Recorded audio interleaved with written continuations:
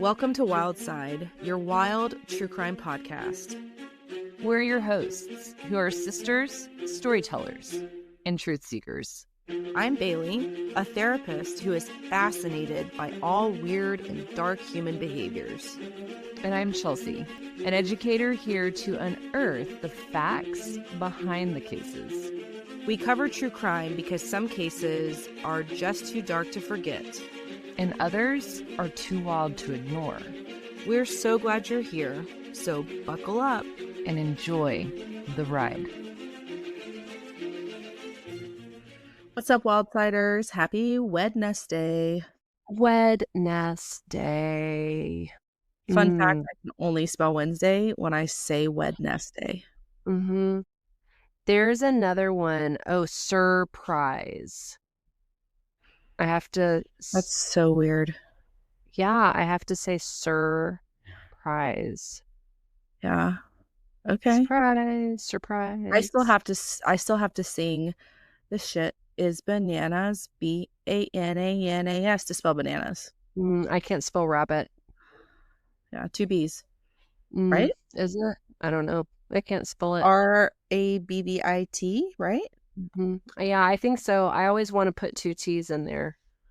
It's really bad. No, you have to think of things to make you remember it. So the bees look like a bunny face with ears, right?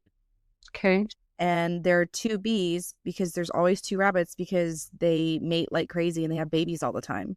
There you go. And so you'll never not see it with 2 bees now. Boom. 32 years. Yeah, you're welcome. You're welcome. I only went to school for 84 years to change the world one analogy at a time. One spelling hack at a time. Yeah. So this week, you guys, I found this case and I was just like, I have literally never heard of this in my entire life. Why have I never heard of this? Probably because it happened when I was younger.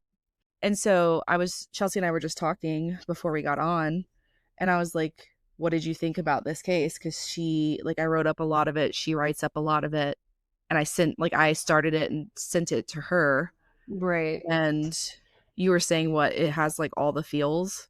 So yeah, it's all the feels. I feel like, every once in a while you come across a case where you're just stuck in neutral, because any pull that you have in one direction, something else pulls you in the opposite direction, right? And so it's this constant like, oh, I feel really bad about this, but this is really crappy, but this doesn't excuse this. Oh yeah. But this, and so you're just, it's almost like, in a weird way, the victims and the perpetrators almost all get muddled for me. So I think you should probably elaborate on that, because that can sound very not to be, hashtagging here, but victim blamey when you say it like that. Do you have another way? Oh, yeah. No, that makes sense.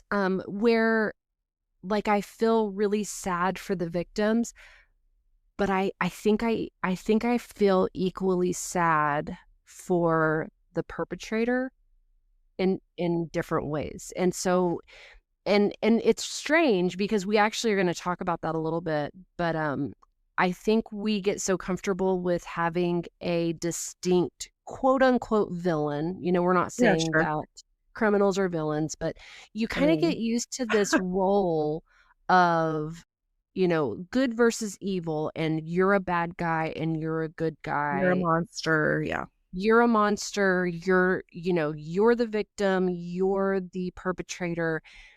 And every once in a while I get cases that it's just all kind of sad. And this is one of those. And I think you guys will understand as we get towards the kind of middle tail end of the case, because the response from the community is what really creates the empathy in you, right? Sure.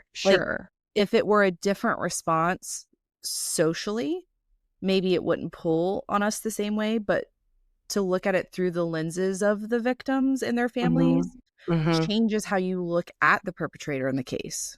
Correct. So, Yeah. That's actually a really good point that I feel like maybe was on the tip of my tongue of like I can't really put my finger on it, and I think that's what it is. I think that it's just well, a lens that we're not used to looking through. and that's why they pay me the big bucks, Chelsea. Y'all That's just right. welcome to what a therapist does. That's That's it. That's right. all we do. That's all we That's do. right. Okay, and without further ado, we are going to jump right into the case today. Are you ready, Chelsea? Ready, Freddie? I'm ready. I'm ready for it. Okay, here we go. There's something special and soothing about the autumn months, especially in New England. Mornings are crisp and cool, and the 1st of October, when the maple and oak tree leaves are seemingly set ablaze in a vibrant dance of reds, oranges, and yellows. October 2nd was a quiet, crisp autumn morning in the quaint Amish community of Nickel Mines. For many of us, this kind of quiet is unfamiliar. These communities are untouched by the buzz and noise of a modern life. There are sirens, no traffic, just the creak of wagon wheels and the occasional semi-truck dedicated to transporting raw milk, produce, or other handcrafted goods from the community. The Amish communities that reside in the countryside of Pennsylvania naturally know each member of the community, as well as the regular visitors who provide glimpses of the world that exists past the boundary lines. Charlie Roberts was one of those familiar visitors.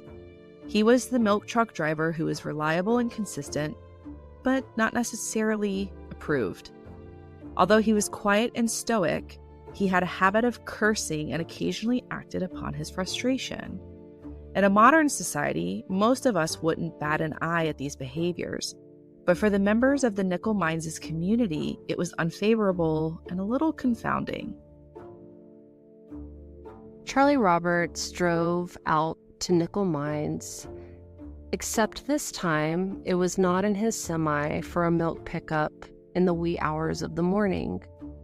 Roberts entered the lines of the community in a borrowed GMC pickup truck.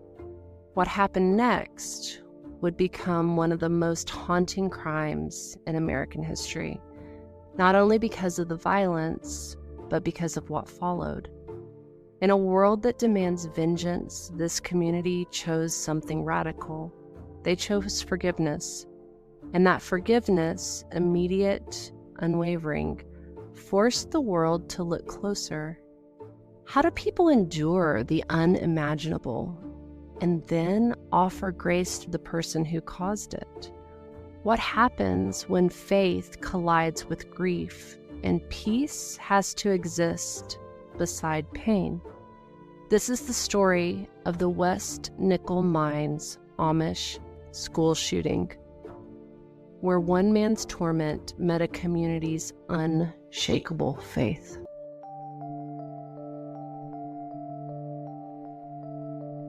October 2nd, 2006, was a Monday morning in Lancaster County, Pennsylvania, the day Charles Carl Roberts IV carried out a plan that would devastate a peaceful community. The West Nickel Mines Amish School was a small, yellow, one-room schoolhouse home to 26 children and a single teacher by the name of Emma May Zook.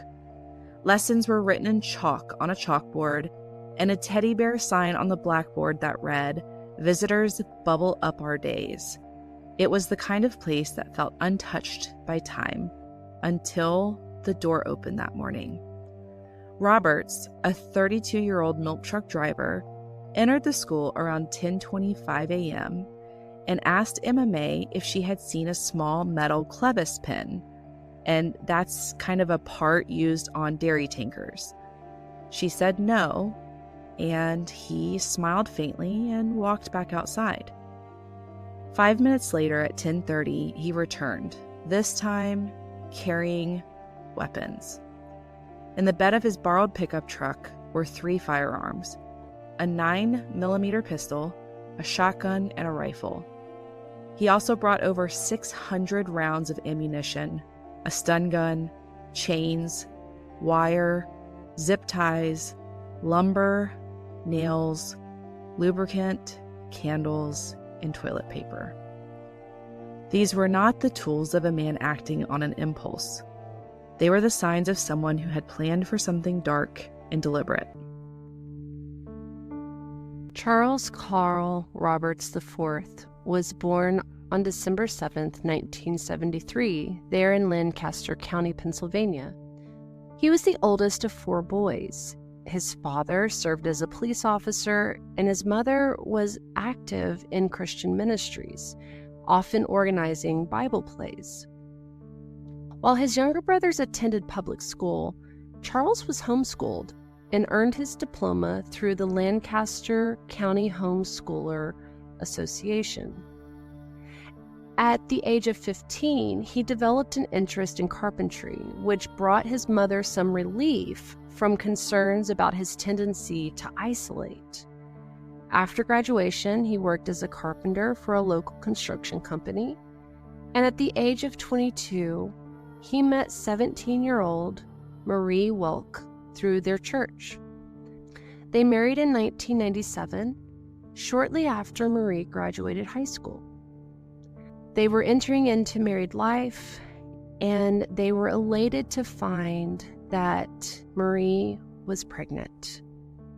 And then their joy turned into heartbreak.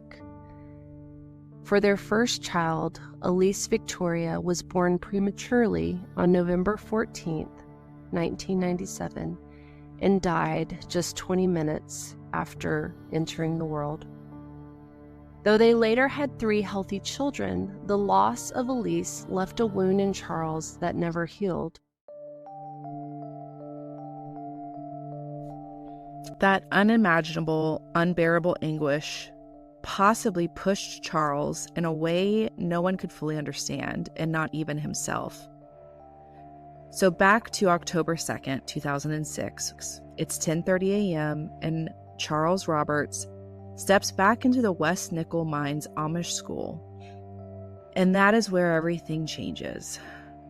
Roberts ordered the boys to carry his tools and planks inside. Then he lined them up and told them to leave. 15 boys walked out, along with 3 visiting mothers, a pregnant woman, and the teacher's elderly mother. Those left inside the schoolhouse were surrounded by silence. Teacher Emma May grabbed her mother's hand and ran, sprinting across the grass toward a nearby farm as Roberts shouted after them to stop, but they didn't look back. Behind them, unnoticed in the chaos, a 9-year-old girl slipped through the door, gripping her little brother's hand so tightly that his knuckles went white, and together they ran for their lives. When Emma May finally made it to a nearby farm, she found her neighbor Amos Smoker, and he had access to the one thing no one in that situation had, a phone. At 10:36, Amos was the first one to dial 911 and informed the dispatcher that a male had entered the West Nickel Mines Amish school. In those 6 minutes, 10 young girls ages 6 to 13 remained. Roberts told them to face the blackboard and lie down. He zip-tied their ankles together in a single chain, binding their small bodies side by side. He then nailed boards across the doors, overturned the desks, and blocked every exit with tables. Roberts had everything he needed for his attack to be successful because he had meticulously planned each item, each movement, and anticipated each girl he would include. Now, just 6 days before this, on September 26, he purchased the first items that would signify the beginning of the end. Plastic zip ties, just long enough to bind innocent hands together, were the first items on his list.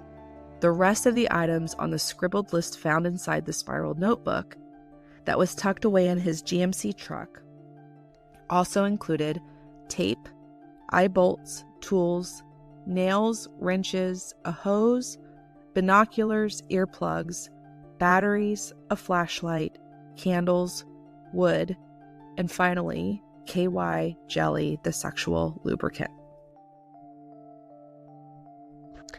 Violent attacks and heartbreak were no strangers in the United States in the year 2006. The horrific terrorist attacks of 9/11 had taken place 5 years earlier and had shaken the foundation of the nation while also exposing the reality that safety and national security were merely an illusion. School-based violence was also not a foreign news headliner for the American people. In the weeks leading up to the Nickel Mines Amish school shootings, the United States experienced a disturbing string of violent school attacks that shocked the nation. On September 13, 2006, 25-year-old Kimveer Gill opened fire at Dawson College in Montreal, killing one student and injuring 19 before taking his own life. Less than 2 weeks later, on September 26, 15-year-old Eric Handstock brought a shotgun and a handgun to Weston High School in Wisconsin, fatally shooting his principal, John Klang. The very next day, September 27th, Dwayne Morrison, a 53-year-old drifter, entered Platte Canyon High School in Bailey, Colorado, armed with 2 pistols and sexual paraphernalia. He held 6 girls hostage, ultimately killing 16-year-old Emily Keyes and then himself after a tense 3-hour standoff. After that awful string, just 5 days later, on October 2nd, 2006, Charles Carl Robert IV carried out his assault at the West Nickel Mines Amish School in Pennsylvania. According to sociologist Catherine Newman, such rampage-style shootings are more common in rural areas and often involve the targeting of young female victims, a grim pattern that was tragically evident in the events that led up to the Nickel Mines attack. In Robert's rural community, the days leading up to October 2nd showed only the smallest signs of change. You know what they say, hindsight is always 20/20. And Roberts' co-workers would think back to that week before October 2nd and remembered a change. They said that Roberts seemed calmer the week before the shooting. Investigators believe that the calm came once he actually decided to go through with it. In forensic psychology, this is known as the resolution calm, when a person finally surrenders to their plan and peace replaces conflict. That calm continued into the morning of October 2nd. Roberts, in the early hours, completed his milk delivery route, stopping at a dairy about an hour from Lancaster County to unload the final tanks. As he prepared to leave, a fellow hauler called out, "See you tomorrow, Charlie." And Robert replies softly, "Yeah, I'll see ya," before driving to the nickel mine auction lot, parking his truck, and heading home in his own vehicle. He went to bed after 3 a.m. and rose just a few hours later to a clear, bright Monday morning. Now, on that morning, before he even made his way to the schoolhouse, between 7:30 and 7:45 a.m., Roberts and his wife, Marie, got their 2 older children ready for school at Bart Coleraine Elementary. He dressed casually in jeans, a t-shirt, and a button-down shirt, his baseball cap pulled low over his short brown hair. Around 8:45, he walked the children to the bus stop and just before they boarded, called them back for one more hug to tell them that he loved them. And a short 15 minutes later, Marie left for her regular prayer group meeting, expecting her husband to report for a mandatory work-related drug test. Unbeknownst to Marie at that time, Charles never went. Instead, he borrowed a GMC pickup truck from the shed where he had hid his supplies as he collected them. That's where he gathered 2x4 and 2x6 boards, a stun gun, and other supplies, then left behind 4 notes, one for Marie and one for each of their children, before driving away. Once Charles Roberts had taken over the quaint yellow schoolhouse in Nickel Mines, Around 10:45 that morning, he made a call to his wife, Marie. And it was on this call where he instructed her on where to find the notes that he left. While on the call with her husband, she frantically read the note he had left for her. In it, he explained, "I don't know how you put up with me all those years. I am not worthy of you. You are the perfect wife. You deserve so much better. We had so many good memories together, as well as the tragedy with Elise. It changed my life forever. I haven't been the same since. It affected me in a way I never thought possible. I am filled with so much hate towards myself, hate toward God, and an unimaginable emptiness. It seems like every time we do something fun, I think about how Elise wasn't there to share it with us, and I go right back to anger." He then dropped a bombshell that further complicated the jarring and unfathomable phone call to Marie. He claimed he had molested 2 young relatives when he was 12 and said the memories and urges had haunted him ever since. And before he hung up, he spoke his final words to her, which were, "I'm not coming home." It only took 7 minutes for state police to be dispatched after Robert's activity was reported by Amos Smoker. The first trooper arrived and began setting up a perimeter. At 10:41 a.m., another 911 call confirmed the situation. An armed man had taken children hostage. This 911 call came from Robert's wife, Marie. By 10:45 a.m., Roberts was growing agitated.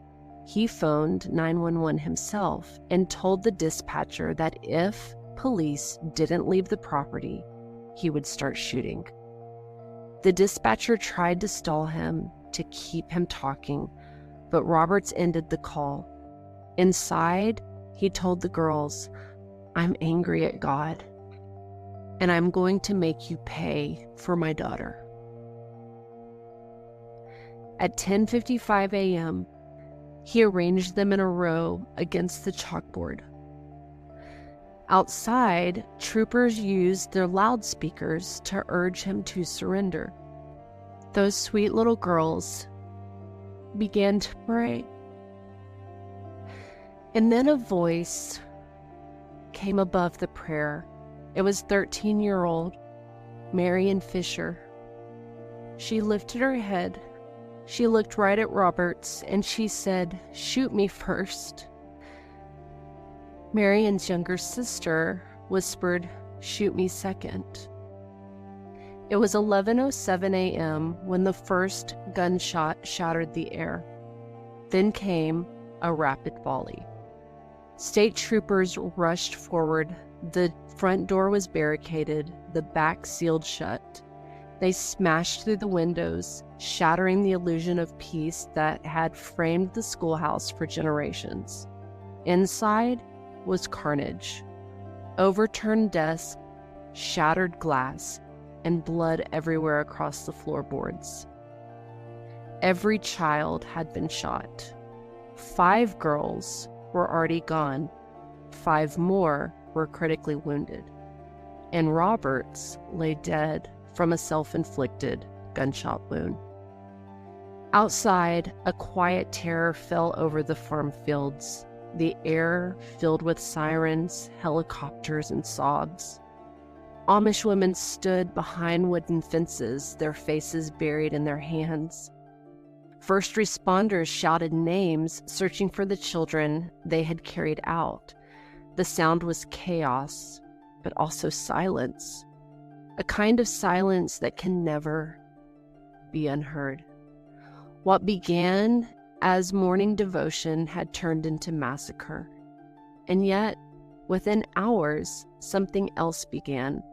Something that would defy every expectation of human rage. But before forgiveness came the grief. Before grace, the ground was still wet with the blood of these sweet girls. A white sheet fluttered in the autumn wind, covering one of the first victims. Deputy coroner and longtime EMT Janice Bollinger described it as surreal. It looked like someone had shaken every ambulance upside down and dumped them in the yard. When she finally stepped into the schoolhouse, she froze. It was a sea of blood, as she put it. Desks overturned, glass everywhere, weapons scattered on the floor. She said, "I knew he was gone, but I couldn't shake the fear." Her supervisor, Dr. Gary Kirschner, a trauma surgeon who'd served during the deadly USS Forrestal fire, later said even the catastrophe hadn't compared. Quote, "Those were sailors who knew the risks. At nickel mines, these were little girls who thought they were going home after school." That realization shattered even the most seasoned responders. Now, because we can't help ourselves, psychologically here, it was just devastating, right? The psychological wreckage was mirrored by logistical chaos. Every victim was a young girl, and so every girl was dressed in the same plain blue dress and white bonnet with their hair pinned in a bun. During triage, responders struggled to tell them apart. Most had been shot in the head, and many were unrecognizable. Remember, this is an Amish community, and there are no cameras. So in the minutes after the shooting, first responders are trying to identify the victims, and they're asking parents for pictures. But the parents don't have pictures. With no identification, unconscious survivors were scattered across hospitals in 4 cities: Lancaster, Philadelphia, Hershey, and Newark. Amish families forbidden by faith from flying couldn't reach them quickly. So instead, police took digital photos of each child and faxed them to the Bart Township Command Post, where parents identified their daughters one by one. Some waited until nightfall to learn whether their child was deceased or alive. Helicopters crisscrossed the rural skyline, fighting to land amid a swarm of media aircraft that had descended within minutes of the first dispatch. Of the 10 girls shot that day, 5 died, ages 6 to 13, and their names still echo in that community like hymns. Naomi Rose Ebersol, Marion Stolzfus Fisher, Anna Mae Stolzfus, Lena Zook Miller, Mary Liz Miller, and Rosanna King. Now, at first, police thought that there might be more than one shooter. Witnesses described a man hauling chains, a duffel bag, and tools, equipment that, again, suggested premeditation, maybe even accomplices. As investigators pieced together Charles Roberts' life, what emerged wasn't a man at war with others, but with himself. A tactical teams swept the scene, and they found receipts for ammunition and hardware bought days earlier, but it was just under one name: Charles Carl Roberts. When officers traced the pickup outside, the license plate confirmed it. The man who had delivered milk to those same farms every morning. The one who waved at the children on their way to school. He'd turned his private torment into a public assassination and tragedy. And yet, even before the last body was laid to rest, the community he destroyed would make a decision that confounded the rest of the world. They chose to forgive him. Within 6 hours of the event, the Fisher family decided something must be done, and a group of men were sent to Marie Roberts' home. They knocked. Marie, terrified of what message the Amish men were carrying with them, asked her father to open the door. What she saw next was truly unforgettable, but this time in the most hopeful of ways. On the front lawn, under a tormented October sky, Marie Roberts saw those Amish men, filled with the grief of their recent loss, wrap her father in an embrace. Grief met grief, and these Amish men, whose daughters had been senselessly slain, said, "We forgive him."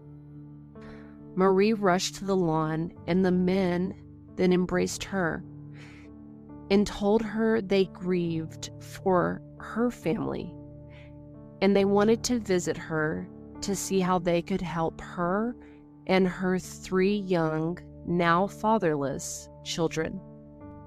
The men then extended a heartfelt invitation for the Roberts to attend the girls' funeral.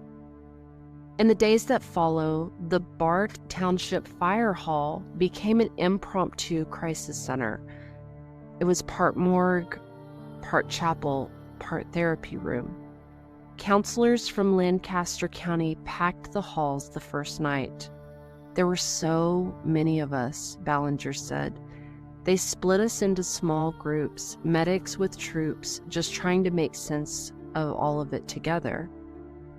Those groups stayed connected for the years to come. We thought we'd move on," she admitted, "but grief has a way of looping back. On anniversaries, 1 year, 5 year, 10, the same faces filled the halls again. Some had buried the memory, others still woke to them. They told us triggers could come out of nowhere," she said, "and they do. One day I was driving past a one-room school and I just broke down, pulled over, couldn't stop crying." Even now, she says, certain images never fade. "You don't forget counting bullet wounds on a 7-year-old, she whispered. Over 3,000 letters and packages flooded in daily, sympathy cards, teddy bears, donations. And the volunteers and families within the Amish community served 900 meals for responders and families. The funerals for the 5 young Amish girls killed in the West Nickel Mines school shooting were held over 2 days, October 5th and 6th, 2006. Those were just days after the tragedy. In keeping with Amish tradition, each service took place quietly in the victim's home rather than in a church, surrounded by family and community members who arrived by horse and buggy. During the funerals for the girls, the solemn procession was led by 2 Pennsylvania state troopers on horseback. This respectful gesture preceded a line of 34 horse-drawn buggies and carriages carrying the bodies of the young girls. The procession passed by the home of the gunman Charles Carl Roberts IV, symbolizing the Amish community's profound act of forgiveness. To honor the community's privacy and tradition, state police also blocked off all roads leading into the village of Nickel Mines.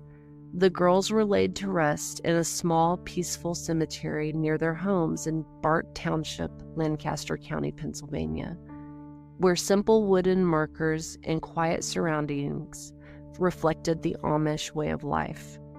The atmosphere was solemn, yet filled with grace, as the community mourned deeply about bitterness. In an extraordinary act of compassion, many Amish neighbors later attended the funeral of the gunman, Charles Carl Roberts IV, on October 7th, making up nearly half of those present. Their presence at his burial just days after burying their own children became a defining example of the forgiveness that stunned and inspired the world. The world may call it impossible, but to the Amish, it was just an act of faith. Now, connect this to vicarious trauma and responder guilt, psychological themes that mirror Amish forgiveness and humanize the other side of tragedy. And that really ties back into what Chelsea was speaking to earlier before we opened.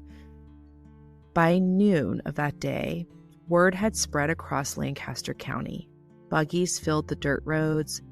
Fathers left fields mid-harvest. mothers gathered outside the smoldering quiet of what had been their children's classroom. There was no screaming, no cameras, no outrage, just silence. The kind that comes when language collapses under the weight of grief and loss. Within hours, Amish elders met in prayer. One bishop said, "We must forgive. We cannot live with hate." Even before the shooter's name and identity was known, forgiveness had already been spoken aloud, not as a gesture, but as a commandment. The day after the shooting, 1,600 people gathered for a prayer service, and hundreds more met at other churches, where they said, "Today, we're all Amish." You know, Bailey, I think everything that we've talked about is understandable. Like, I can wrap my head around the tendency and the faith that the Amish people have. But what's hard for me to wrap my head around is the motive, right? Like, why? Why did Roberts, why did he do it, right? And I think that's the hardest one to really answer, you know? Yeah, I think motive, contrary to popular belief, can be pretty tricky. I think some people like the idea of a black and white motive. Me being a therapist, I think that you never really know what people's motive is unless they specifically lay it out for you. And so my perspective, right, is over time, you know, we've said it in episodes, many episodes of Your Secrets Keep You Sick. Over time, Roberts' thoughts got darker and darker and darker. He wrote about fantasies of harming children, and even the urges he claimed that he despised, but necessarily that he didn't think that he could control. And so in his mind, he was both a victim and an executioner, punishing God for the pain of losing his daughter. And, you know, maybe in his wiring, in his brain, it's kind of him taking it into his own hands and reenacting what maybe he thought is, I don't know a better way to say it, but like divine cruelty on innocence. Does that make sense? It's almost like an eye for an eye. That's kind of the vibe, and I hate to use that word, but that's kind of the sense that I am getting. And, you know, and I think that's why it's been a struggle for me with Roberts, right? With Charles Roberts, because I can't imagine the grief of losing a child. I can't imagine what that's like. You know, I haven't experienced that. And I think that pain was real, you know, but like you talk about all the time, you're like, but a lot of people experience things and they don't turn around and act out in a horrendous way. Yeah. Yeah. I mean, it's one of those things where in the psychology realm, it's this displaced retribution. So the internal suffering that you have for whatever experiences you have, you turn it outwards, and then you kind of place it onto symbols of what was lost. And for him, those symbols were little girls, avatars of the daughter. Yeah. And I think there was a glimpse of that in the notes, right? That he confessed to having, you know, perpetrated some horrible abuse on a number of children in the years earlier. But I don't know it. And we'll get into it a little bit more, but it was kind of strange because when they went into the investigation, they asked the people that he named who he claimed to abuse, and they said that had never happened.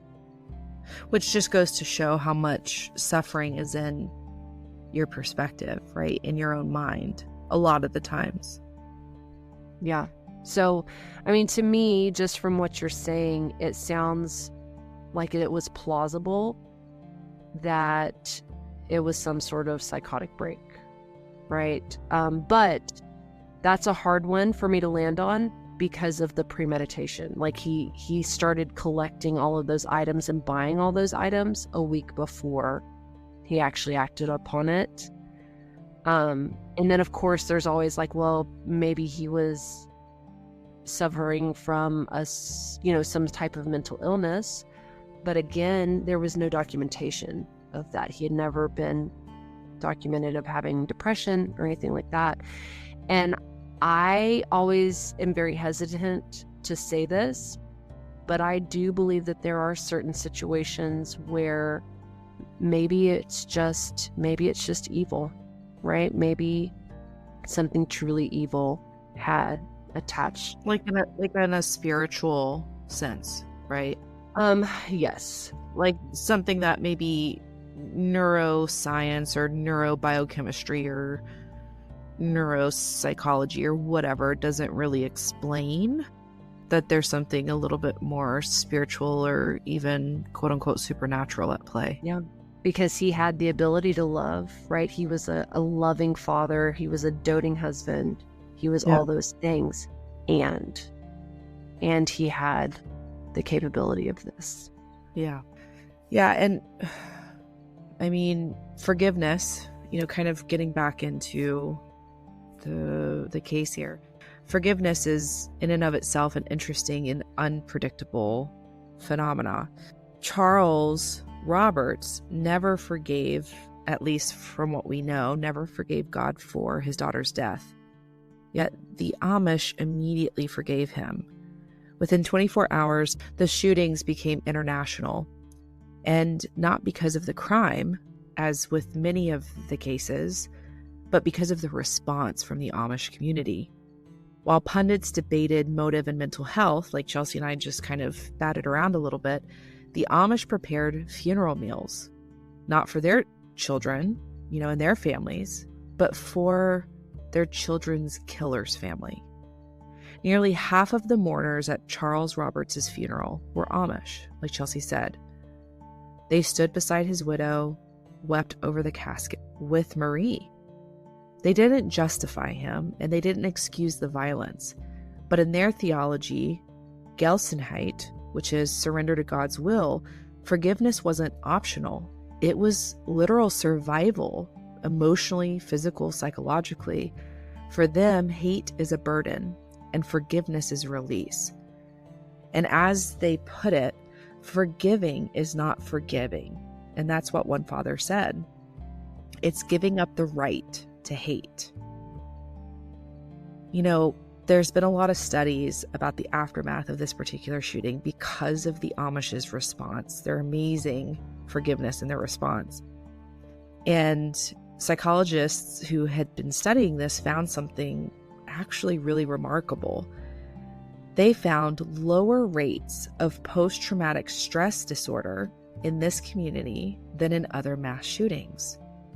And not because the trauma was less severe, but because the community transformed it into meaning. And so for this community in Nickel Mines, forgiveness didn't erase the grief, but it gave their grief direction. And just as a really quick side note, I was going to add a kind of an adjective, widow or orphan. But one of the things that I have always found really interesting, awful and sad, but fascinating is, we have words for when you lose a spouse. You're a widow or a widower. You have a word for whenever you lose a parent, an orphan. But there's no words that I'm aware of in our dictionary, in our use of words and language, that describes when you lose a child, right? There's not a word to describe that category. And so one of the fathers of the victims, Chris Stolzfus, and so he was the father of Anna Mae, who was killed, and Sarah Ann, who had survived. He calls it the happening, which is Amish linguistic reframing to depersonalize trauma. He says that forgiveness was a journey. He said, "It took me years to feel it inside." And the other interesting piece is he also emphasized the relief that he felt that Charles Roberts didn't actually commit sexual assaults, showing how even worse outcomes were narrowly avoided. This gives a faith-based arc of emotional honesty, forgiveness as process, not performance. Yeah, there are so many interesting aspects of this case. I think there are things that I don't think anybody could have predicted would come out of this. So this specific case, this shooting, has been studied immensely. Psychologists have studied, like you were talking about, and sociologists have studied it. And I came across an amazing article by Darcy Metcalf, and she explores how society often prefers symbolic stories of martyrs, and martyrs are essentially people who die for a cause and are remembered as heroes. And their preference for the martyrs over victims who suffer harm, right, but are not always given a voice or deeper recognition. And after the shooting, the public focused. It was really kind of a strange thing. The public actually focused less on the girls who were killed and more on the Amish community's act of forgiveness. And in her words, and I've never heard anybody describe it this way, and I really want to get your take on this, Bailey, but she said that this focus on the Amish's community of forgiveness over the girls being victims, being brutally slain, which became fetishized. And fetishized, in this context, it means that it was turned into a powerful symbol that people fixated on to feel comforted, right? So by looking at the acts of forgiveness, that was safer for them to look at than the girls as victims. So in sociology, a fetish, and in this sense, is an object or an idea that carries emotional weight and helps people cope with disturbing events. And this focus on forgiveness allowed society to avoid harder questions about, things like violence or gender or justice. And instead of addressing the causes of the tragedy, the public embraced a narrative that made the event feel more meaningful, almost, and less painful, showing how culture often seeks emotional relief through uplifting symbols rather than confronting the uncomfortable truth. So instead of everybody saying, why were these girls slain, what could have been done, it really turned into this almost heroic, wow, the Amish community is so amazing, which is true. Yeah. Right? Their acts were really amazing. But again, this article just talked about the danger of shifting us away from the victims, right? And focusing on the community. And the media really was a huge part in that. And in another article by Robert E. Gooch Jr. and Erica Salkin, they talked about how the media coverage of the Nickel Mines school shooting used a lot of storytelling to make the tragedy more easily chewable, if you will, right? It was easier for the public to process this information. So instead of focusing on the horror of the event, the press emphasized the innocence of the child victims and portrayed the shooter as a monster, almost like a mythical figure of pure evil, right? And this framing really helped audience cope by simplifying the story into a good versus evil, right? And that's kind of what we had talked about earlier, where we are so used to seeing this good versus evil. In the wake of the West Nickel Mines school shooting, the Amish community responded with quiet but radical grace, as we've talked about. And just 10 days after the tragedy, the original schoolhouse was demolished in the early morning hours to avoid disrupting local traffic. I mean, this community was so thoughtful that they didn't want to disrupt local traffic. It's wild to me. I mean, in a beautiful way, it's just wild. The ground was leveled and seeded. From pasture it came, to pasture it returned. By April of 2007, a new building, New Hope School, stood 200 yards away, discreetly placed behind non-Amish homes on Mine Road.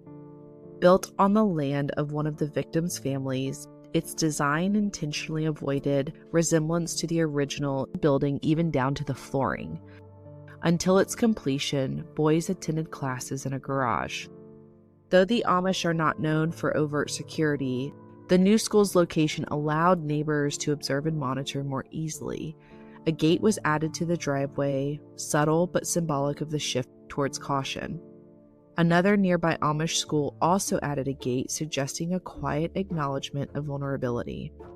On the day of the shooting, Amish families even visited Charles Roberts' mother, Terry.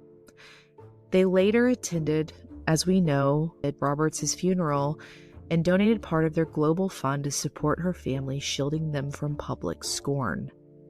Terry, Mama Terry, became a close friend and advocate, visiting Rosanna King, who was one of the paralyzed survivors, and later traveling with Amish families to Sandy Hook to counsel grieving parents.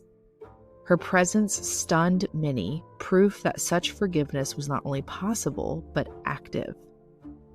And so by Christmas of 2007, all 5 surviving girls had returned home, each bearing lasting disabilities. Rosanna King lived another 18 years before unfortunately passing away just last year in 2024 from her injuries. And even though there's a lot of beautiful components to this story, to this case, we still have to recognize the trauma. And the trauma rippled outward.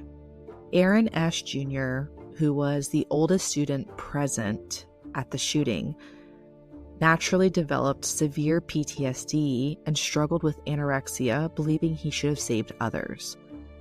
He was hospitalized in 2007, where he was visited by state troopers who reassured him that it wasn't his fault. And he would go on to say that saved my sanity. A decade on, he's still healing, taking life one day at a time. Despite the pain, no one left the Amish faith. Their way of life remained unchanged, yet their relationships with outsiders, especially first responders and journalists, grew stronger. The Amish now advise other mass shooting communities, creating a ripple effect of healing, a completely unexpected bridge between cloistered and modern worlds.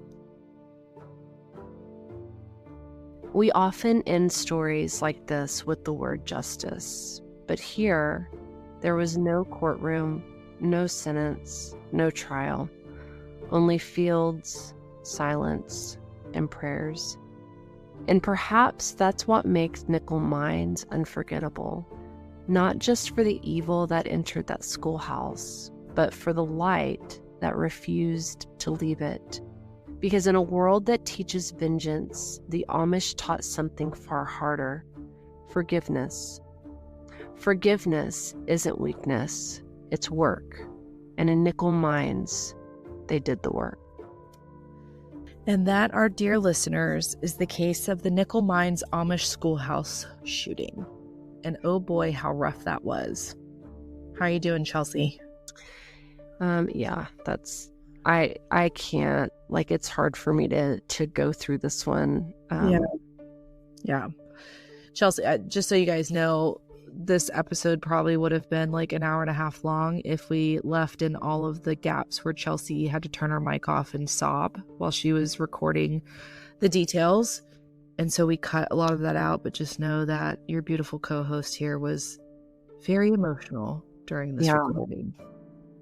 And understandably so. understandably so. She's still super emotional. Well, and please don't hear what I'm not saying. But to me, it's like the feeling that I had, like I remember watching Bambi for the very first time as a kid, and that feeling of Bambi's mother getting shot in the movie where you're like, wait a second, this isn't fair. Yeah. That like she was doing nothing wrong. Like she was just this sweet, docile, you know what I mean? Like I remember having that feeling of like just heartbreak and confusion. And it was weird because that was the same feeling that I get coming through this case. Yeah. Where you listen to this stuff and you're just like, that's not fair.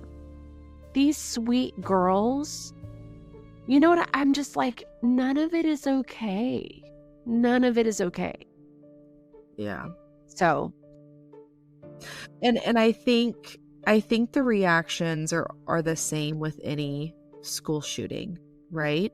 Oh, And always. again, I think it goes back to our earlier mini discussion about the response from the Amish community. I think it makes it hit harder because they humanized Charles Roberts and his wife and children and his mother.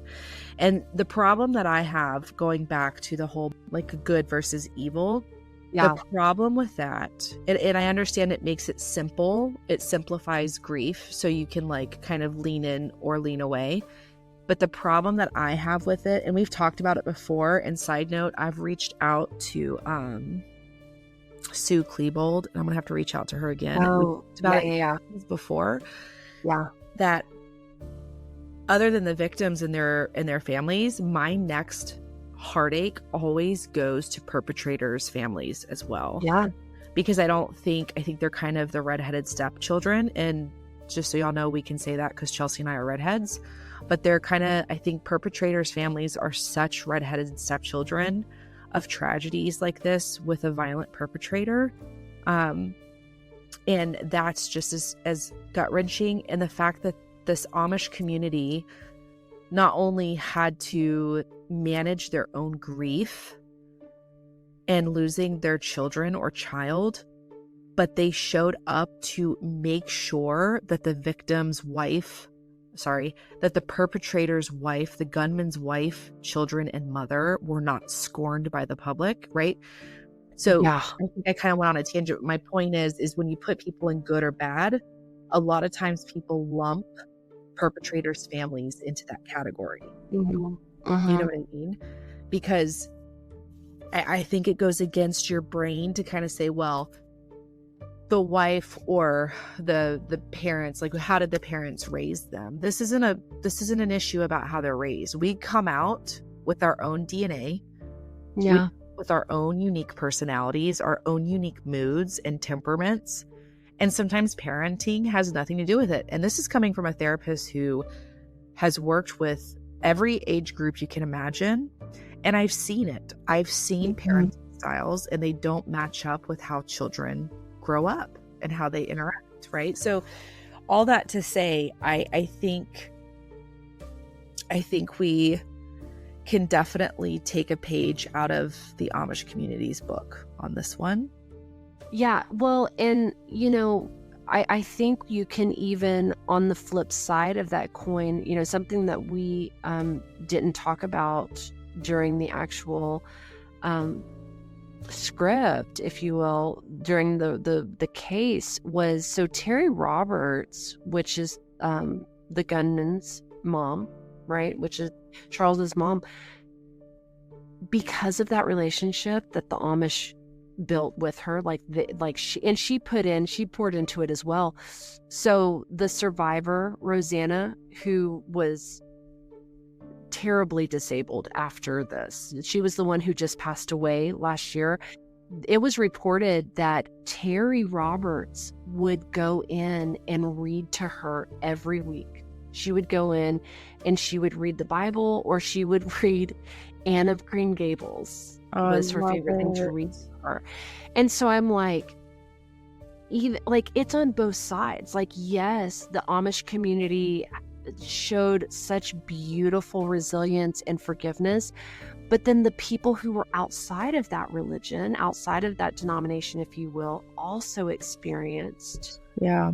the goodness and the growth. And to me, again, it's such a heartbreaking, heartwarming, horribly beautiful case. Yeah. Yeah, I don't think I have met its what? I don't want to say match, that's a terrible word, but come across a case with the similar dynamics with this, right? Mm-hmm. I mean, of course, I don't know of all of them, but yeah, I mean, I think it's incredible what the community was able to do, what the perpetrator's family was able to do also. And on my last note, because I'm going to lighten the mood in here because this is heavy, I want to say that the best bread I've ever eaten in my quite literal entire life was not in Europe. It was from a place in Philly, where the Amish would come and sell homemade bread. Yeah. I think it was Philly. Was it Philadelphia where I was at? Isn't there? Yeah, I'm pretty sure it was Philadelphia. Anyways, I could be wrong. It was somewhere in Pennsylvania. And they made this peach infused with real peach bread. Mm-hmm. And I had this bread 15 years ago and I still think about it. Yeah. You're Like, right. just so you guys know, if anybody, well, nobody in the Amish community would probably listen to this because they don't really mess with electronics. But I just want you guys to know that your peach bread is the best around. And the Amish community really seems like legit the coolest people, and I really want to be friends with them, but it's not likely because, you know, You cuts too much. I was literally going to say they would have to pray for me, I guess, because they'd be like, you cuss a lot, you like have tattoos, and, you know, like, and you use your phone. You know what I mean? Like all the things that they're not about. And I'm like, I can't wear the hat, the bonnet. No. Because my hair is my best feature. So I know. But that goes back to the needing to pray for me because it's vanity. So, you know, yeah, I just wouldn't win. But like I do want to be friends with the Amish. I'm telling you that I think the further we process this case, the longer we process this case, it's going to reveal a lot of things. And I hope you guys, I hope you guys really, I think there was so much to take away from this case. My final quote is, I'm just going to re-quote what one of the fathers of the slain girls said. And he said, forgiving is not forgetting. It's giving up the right to hate. Yeah. And I think that is so beautiful. Yeah. Give up the right to hate. For sure. And the last thing before we close out is there is a movie on this, and it's with Brad Paisley's wife, Kim Paisley Williams. Yes. It's on, I think, Angel Network, and it's called Amish Grace. Okay. I haven't gotten to see it because I haven't paid the membership fee of $3.99, and I refuse to right now. But I hear it's an excellent movie. So yeah. But with that, you guys, as always, thanks for hanging out with us through this really heart-wrenching, wild ride. And as always, we'll catch you on the wild side. Bye, guys. Later, Gators.